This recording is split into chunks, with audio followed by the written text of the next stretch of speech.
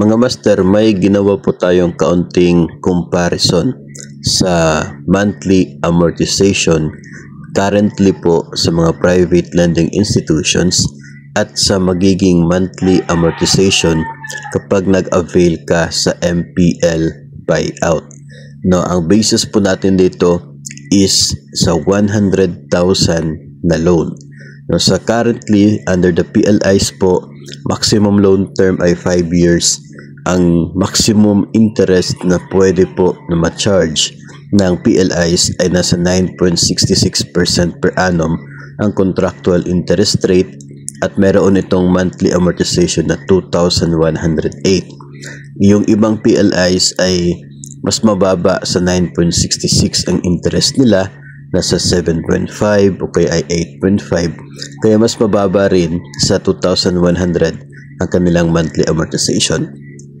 Kung tayo po ay mag-avail ng MPL buyout para po sa mga eligible ng 6 years, no? Kung 6 years po yung pipiliin ninyo ay ang 100,000, meron itong monthly amortization na 1,927.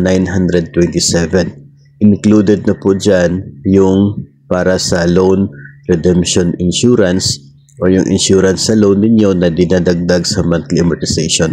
So yun na po talaga yung kanyang magiging deduction.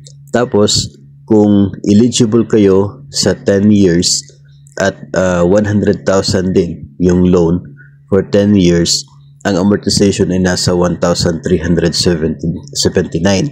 So included din po doon yung para sa insurance ng inyong loan. Yun na talaga yung magiging deduction sa utang ninyo. So kung i-base po natin dyan, ay hindi naman ganoon kalaki ang magiging savings sa amortization, no? For the same amount of loan between the PLIs and the buyout ng MPL nito pong GSIS. So yung difference niyan, yun ang expected natin na itataas ng inyo pong net take home pay. So depende na po ito ngayon, no, kung ano po yung desisyon ni borrower. Kasi hindi po natin masyado nakikita yung significant difference nila given na 100,000 lang din yung atin pong example dyan.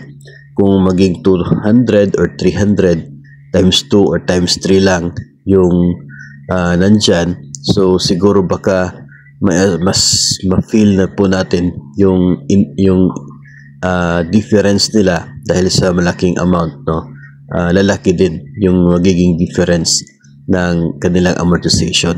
So may iba po sa atin na yung hinahabol natin is to increase our net take home pay. Pwede po na maging option yon. Tingnan na lamang po ninyo when you apply, no? Kasi makikita nyo naman po yung tentative computation yan, kung magkano yung deduction sa inyo pong sahod kapag nag-avail ka sa MPL buyout, compare po ninyo doon sa naging deduction ninyo sa loan sa PLI.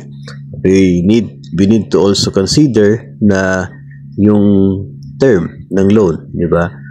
For example, kabayad ka na ng 1 year sa PLI, so 4 years to go na lang.